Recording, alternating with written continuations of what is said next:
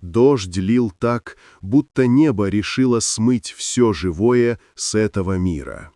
Капли били по пустынным улицам, превращая асфальт в зеркала, отражающие неоновые огни редких вывесок.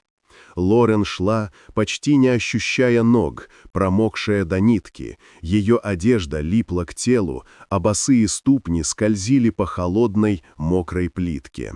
Каждый шаг давался с огромным усилием, 8-й месяц беременности делал ее движение болезненным, а порез на губе и синяки по всему телу напоминали о вчерашнем ужасе. Сердце стучало так, что, казалось, его слышат все жители мрачного города. Она слышала только собственное дыхание и звон капель. Ее преследователь был где-то рядом.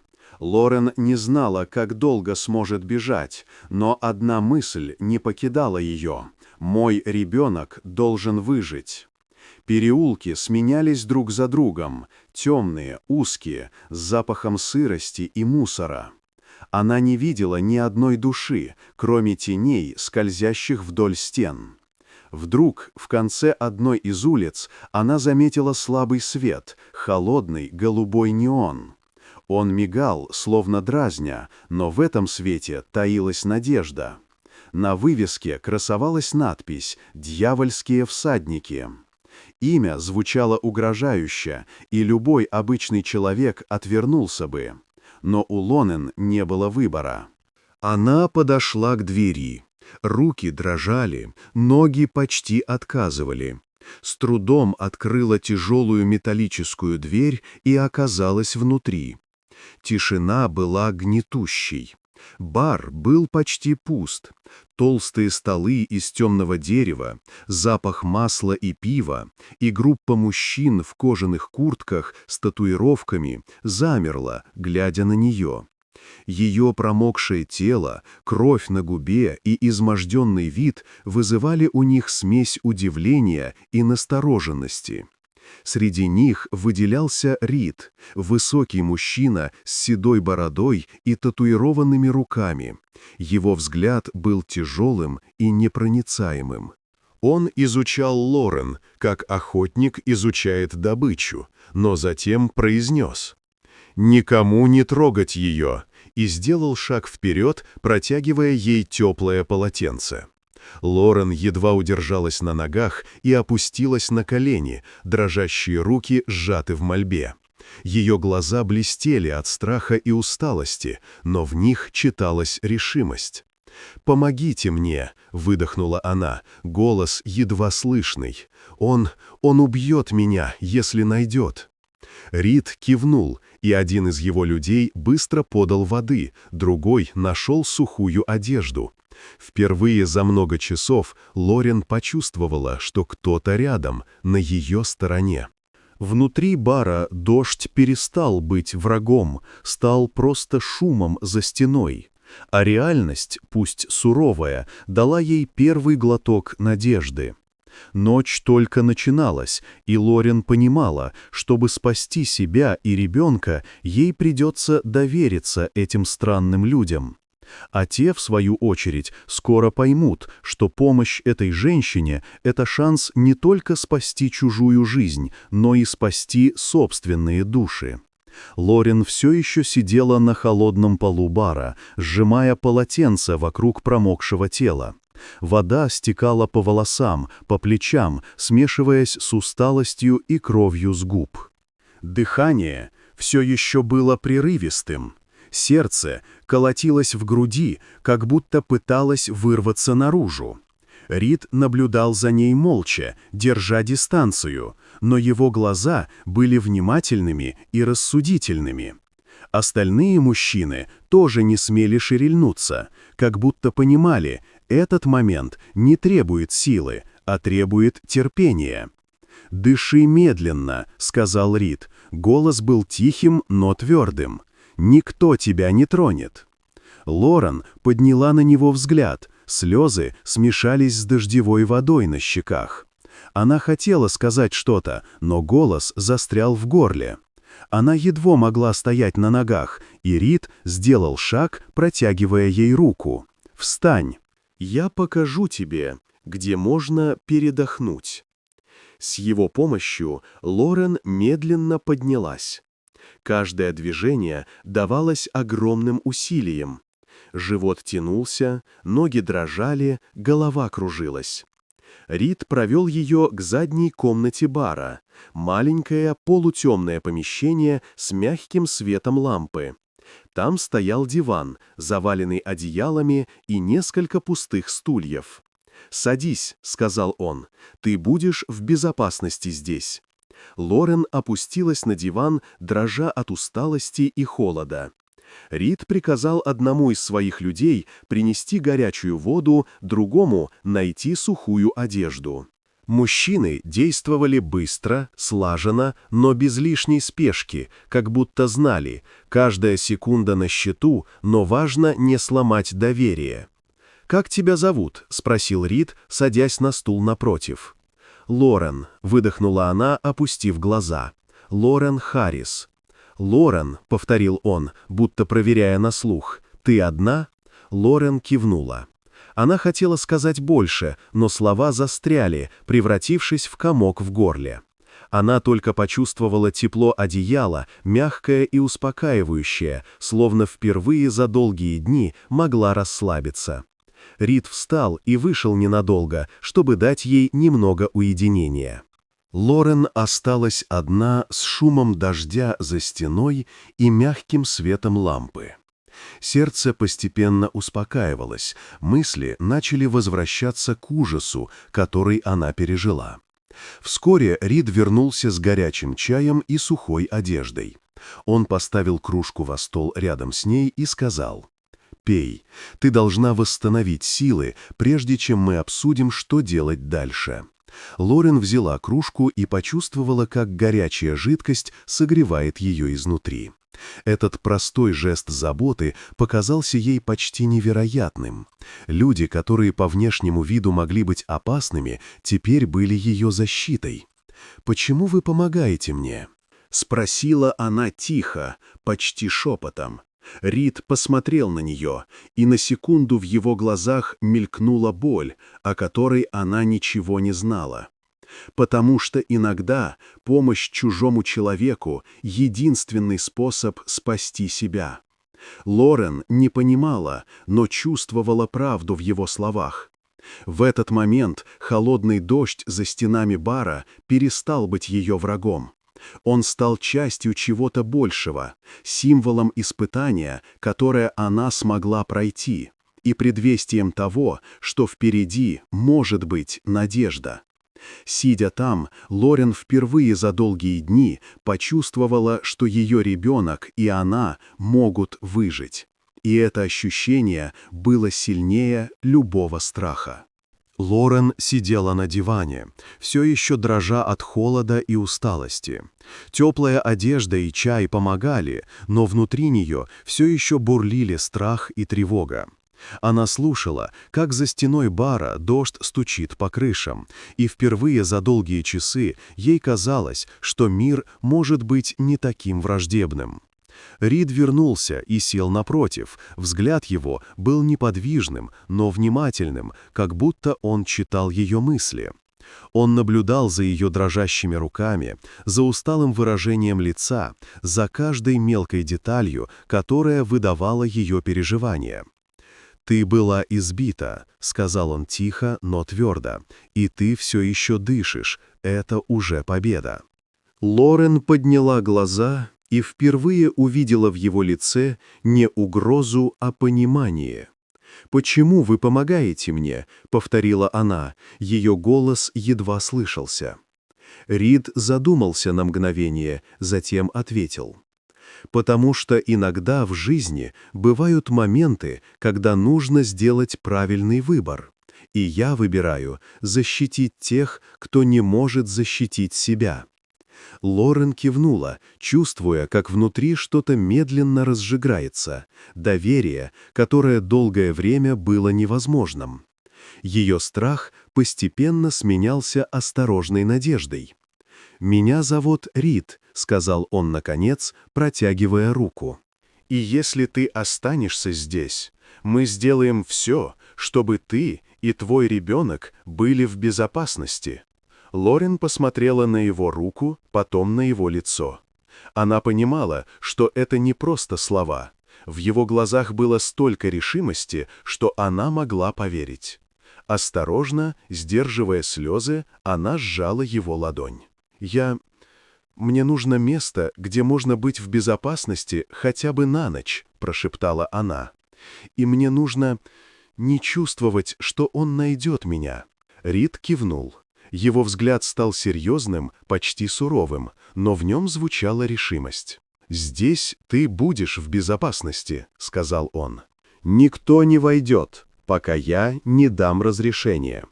Он встал и пошел к двери, оставив ее наедине с одеялом и горячим чаем. Лорен сделала глубокий вдох и впервые за долгие часы почувствовала облегчение. Она знала, что это только начало, но впервые за долгое время ей казалось, что у нее есть шанс. Через несколько минут в комнату зашли другие мужчины из клуба, осторожно положили рядом с ней еще одеяло и тихо сказали: «Отдыхай, мы тут». Лорен почувствовала, как напряжение постепенно уходит.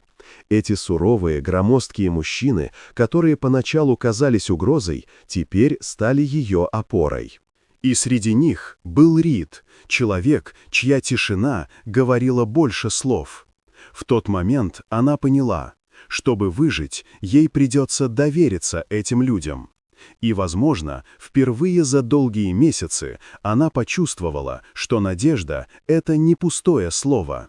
Снаружи дождь продолжал лить, но внутри бара появился свет.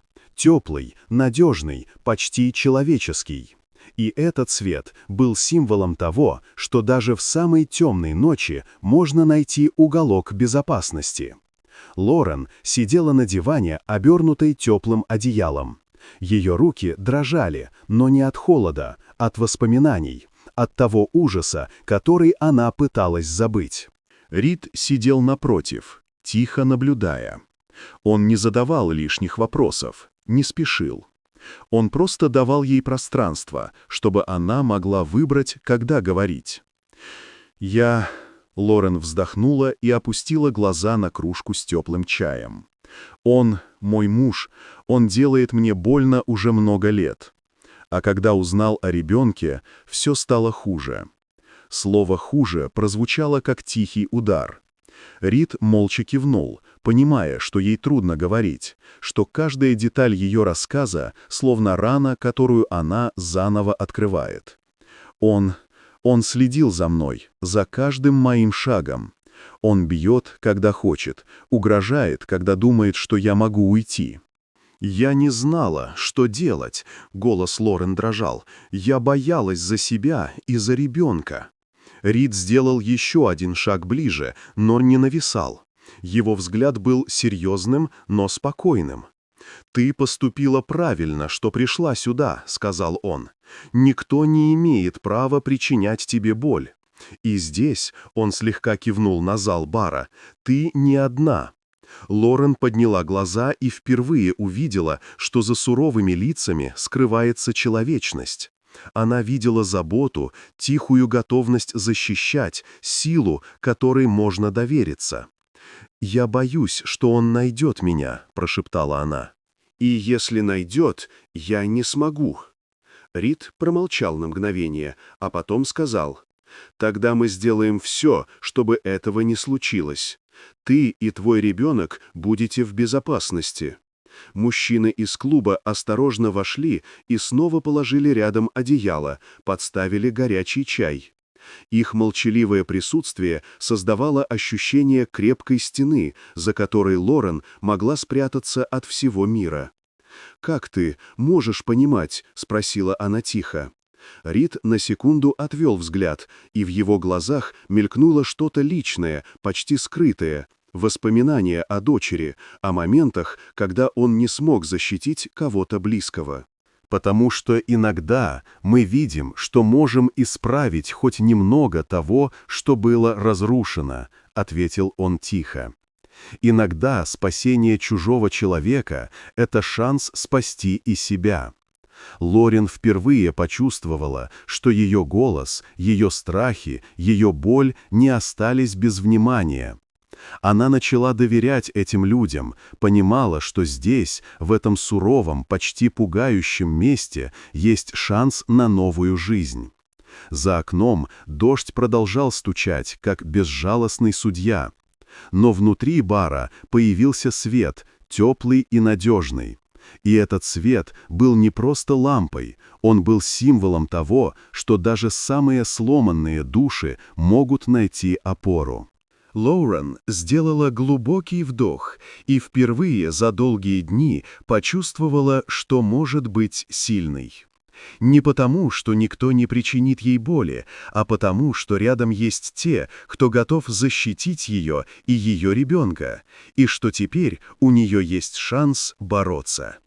И в этом тихом понимании зародилась надежда, такая же, как маленький, едва заметный свет неоновой вывески, который привел ее сюда ночью.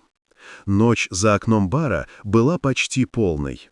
Дождь, словно не уставший, продолжал бить по крышам и асфальту, создавая ритм, под который Лорен не могла ни бежать, ни расслабиться. Но внутри бара все было иначе. Здесь было тепло, тихо, безопасно. Лорен села на диван, укутанная в одеяло, и впервые за долгое время смогла просто дышать. Рид и его люди тихо занимались своими делами рядом. Кто-то чистил мотоциклы, кто-то обсуждал предстоящие поездки. Но каждый взгляд, каждый жест был внимательным. Они не оставляли ее без присмотра. «Пэй», — сказал один из мужчин, протягивая кружку с горячим чаем, — «тебе это нужно». Лорен взяла кружку, почувствовала тепло, которое распространялось по телу, согревая ее не только физически, но и душевно.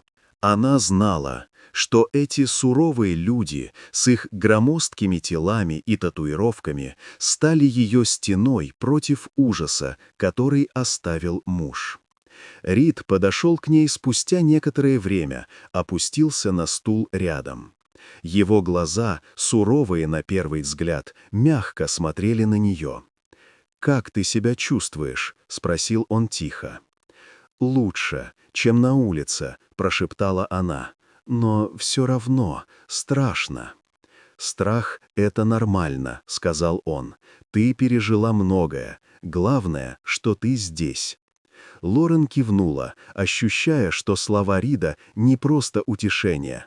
Они были обещанием. Обещанием, что она и ее ребенок могут пережить эту ночь. Время медленно тянулось.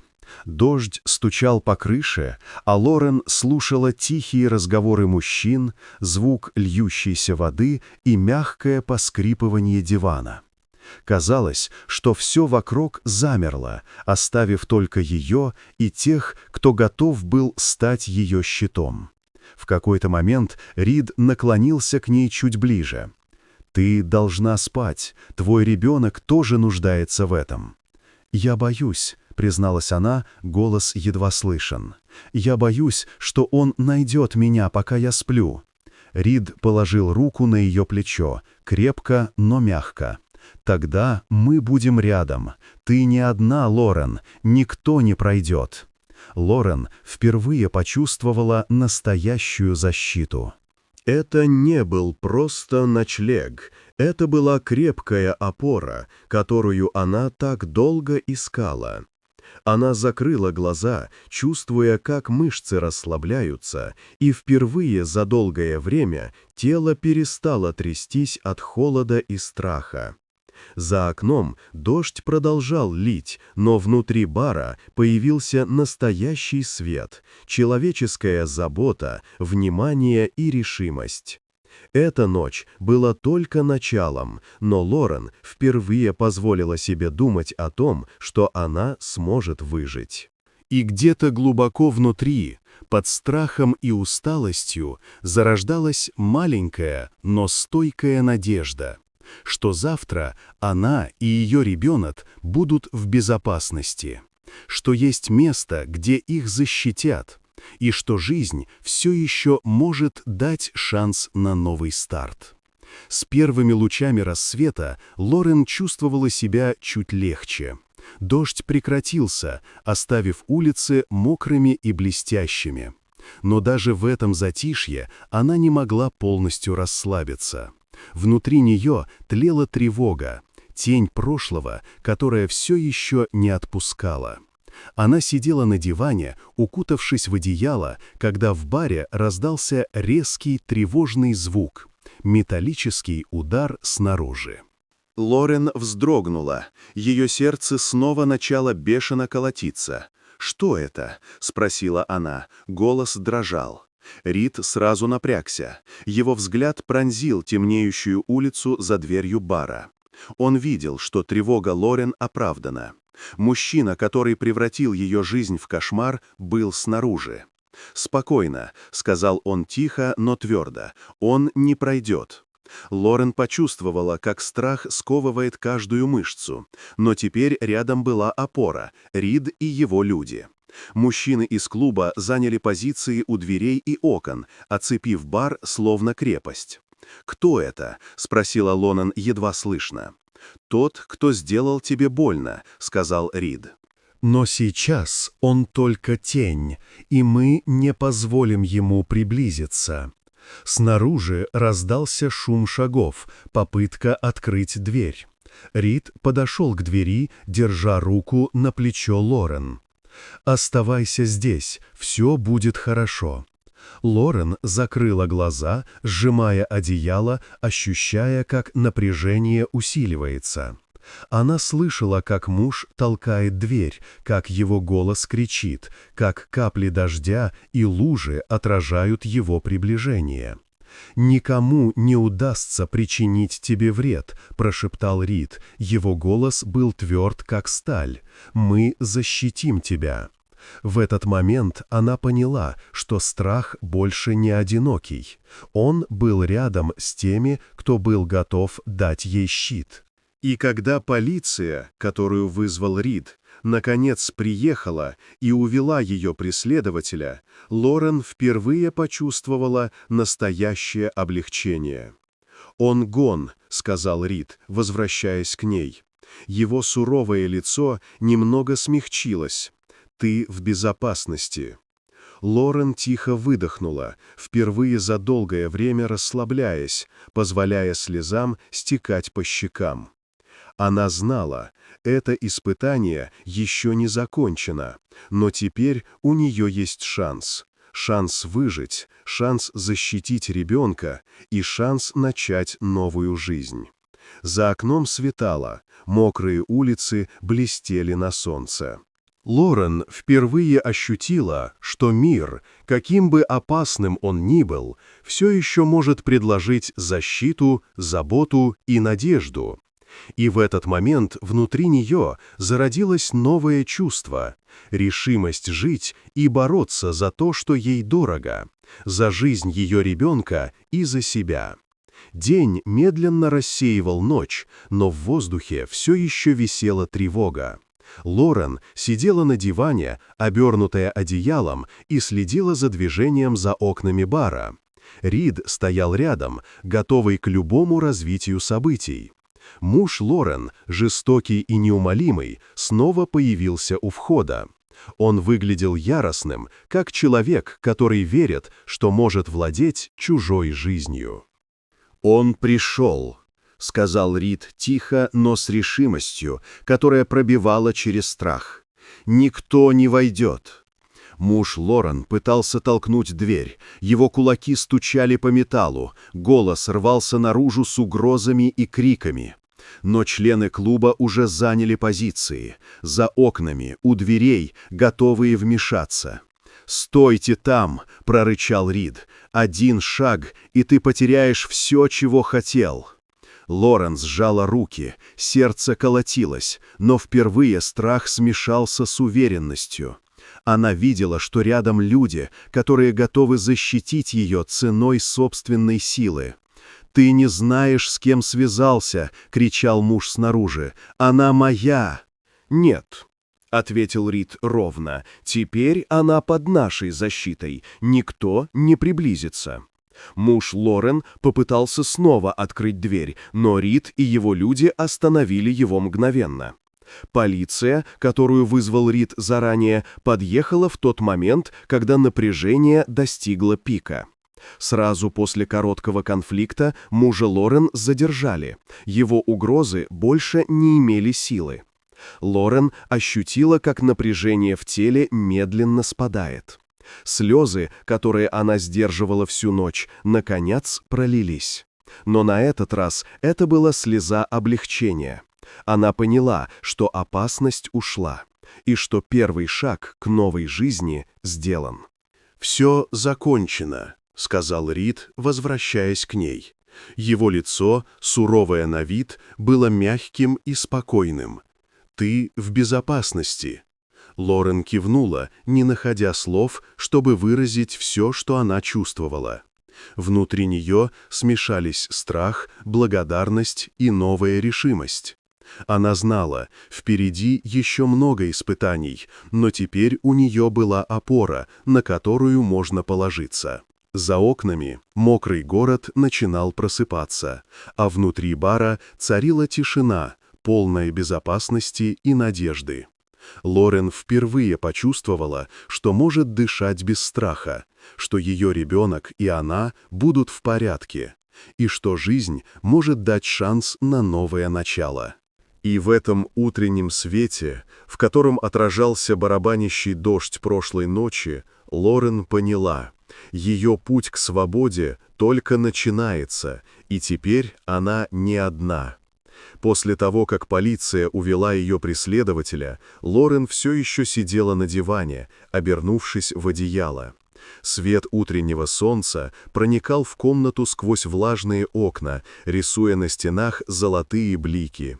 Дождь давно закончился, оставив на асфальте мокрые зеркала улиц и свежий запах дождя, который смешивался с запахом бара и масла.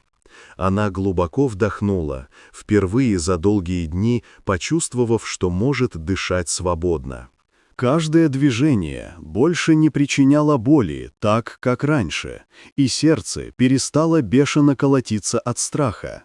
Перед ней стояло ощущение, которое она давно не испытывала — безопасность. Рид подошел к ней, его взгляд был мягким, но твердым. «Ты хорошо держалась, Лорен», — сказал он. «Сегодня ты заслужила немного покоя». «Спасибо», — прошептала она, ее голос дрожал. «Я не знаю, как отблагодарить вас всех». Рид кивнул, слегка улыбнувшись. «Просто живи, береги себя и ребенка, и если когда-нибудь понадобится помощь, вот», — он протянул ей маленькую карточку с адресом и телефоном. «Ты знаешь, где нас найти». Лорен взяла карточку, сжимая ее так, будто держала в руках ключ к новой жизни. В этот момент она поняла, что эта ночь и эти люди изменили все. Она не просто выжила, она получила шанс начать заново. Члены клуба тихо собирались по своим делам, но каждый из них бросал на Лорен взгляд, полный уважения и заботы. Эти суровые мужчины, которых поначалу она воспринимала как угрозу, стали ее защитой и опорой. «Я никогда не забуду вас», — сказала Лорен, ее голос уже был сильнее, наполненный решимостью. «Вы дали мне шанс выжить». «Мы просто сделали то, что должны были сделать», — ответил Рид. «Иногда помочь другому — это шанс спасти себя». Лорен улыбнулась сквозь слезы и, наконец, встала на ноги. Она знала, что путь впереди еще долгий, но первый шаг к свободе уже сделан. Она вышла из бара, вдохнула свежий утренний воздух, чувствуя, как новые силы наполняют тело и разум. Мокрые улицы города казались уже не такими страшными. Солнце отражалось в лужах, неоновые вывески остались позади, а впереди открывалось пространство для новой жизни, свободной, безопасной и полной надежды. И хотя испытания еще не закончились, Лорен знала одно: теперь она не одна, и у нее есть люди, на которых можно положиться. Несколько дней спустя Лорен сидела в машине, готовясь к отъезду из города. Ее взгляд скользил по мокрым улицам, по знакомым зданиям, которые теперь казались чужими. Каждый шаг, каждое движение в последние дни оставили след в ее теле и душе, но она ощущала необычное чувство — свободу. Рид и его люди проводили ее до машины, молча, с уважением и заботой. Никто не сказал лишнего слова, но в их взглядах читалась гордость и понимание. Они сделали все возможное, чтобы Лорен и ее ребенок были в безопасности. «Береги себя и малыша», — сказал Рид, передавая ей небольшой сверток с вещами, которые могут понадобиться в дороге. «И помни, если что-то случится, адрес у тебя есть». Лорен кивнула, сжимая сверток и карточку с адресом. Сердце било быстрее, но теперь это был не страх, а решимость. «Я никогда не забуду вас», — сказала она тихо, но с уверенностью. «Вы дали мне шанс на жизнь, на новую жизнь». Рид слегка кивнул, его суровое лицо смягчилось. «Иногда спасение чужого человека — это шанс спасти себя», — сказал он. «Помни об этом». Лорен вздохнула, закрыла глаза на мгновенье, а когда открыла их снова, в ее взгляде была решимость. Она знала, что впереди долгий путь, что ей предстоит заботиться о себе и ребенке, строить новую жизнь с нуля. Но теперь она была готова. Когда машина тронулась с места, Лорен посмотрела в сторону бара в последний раз. Свет утреннего солнца отражался в стеклах, а внутри оставались люди, которые навсегда изменили ее жизнь. Мужчины, которые были суровыми на вид, но стали ее опорой и защитой. По мере того, как город отступал за горизонтом, Лорен ощущала, как груз прошлого постепенно спадает с плеч. Теперь перед ней открывался путь, свободный от страха, от насилия, от опасности. Путь, на котором она сможет жить ради себя и ребенка. Путь, полный надежды и новых возможностей. И хотя впереди еще оставались испытания, Лорен знала главное: у нее есть сила бороться, и у нее есть шанс построить жизнь свободную и безопасную. Путь к свободе только начинался, но теперь она шла по нему уверенно. Несколько месяцев спустя Лорен стояла в уютной детской комнате. На кроватке спал ее новорожденный сын, маленький, хрупкий, но уже такой живой. Она тихо наблюдала за ним, ощущая, как в ее сердце разливается чувство благодарности, которое невозможно передать словами. На столике лежало письмо. Оно пришло из бара «Дьявольские всадники». Лорен осторожно развернула конверт и увидела фотографию. В маленькой кроватке был мальчик, а рядом подпись «Хоуп». Слезы вновь навернулись на глаза, но теперь это были слезы радости. Этот ребенок стал символом всего, что было важным — жизни, силы, мужества и спасения. Лорен вспомнила, как впервые вошла в бар в ту ночь, промокшая, израненная, почти без надежды.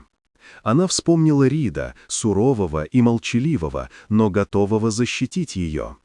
Она вспомнила мужчин, которые, казалось, были грозными и опасными, но стали ее щитом и опорой. Теперь все это стало частью ее истории. Историей о том, как люди могут дать шанс на жизнь даже в самом мрачном мире. Она посмотрела на сына и тихо сказала: «Ты — моя надежда, и теперь у нас есть шанс». В этот момент Лорен поняла: спасая ее, Рид и его люди сами обрели шанс на исцеление. Их суровые сердца, казавшиеся непроницаемыми, нашли смысл в заботе о другом человеке. Они дали жизнь надежде, и эта надежда вернулась к ним, хотя они ее даже не ожидали. Лорен прижала ребенка к себе, ощущая тепло его маленького тела. Она знала, что впереди будет еще много испытаний, но теперь она была сильной, теперь у нее была поддержка, и теперь она могла смотреть в будущее с уверенностью и смелостью. За окном светило солнце, отражаясь в чистом стекле. Мир, который когда-то казался холодным и безжалостным, теперь дарил шанс на новую жизнь. А Лорен, ее сын Хоуп, и люди из бара «Дьявольские всадники» стали частью одной истории. Истории о спасении, надежде и внутренней силе, способной преодолеть любую тьму. И где-то в глубине сердца Лорен знала, даже в самой темной ночи всегда можно найти свет.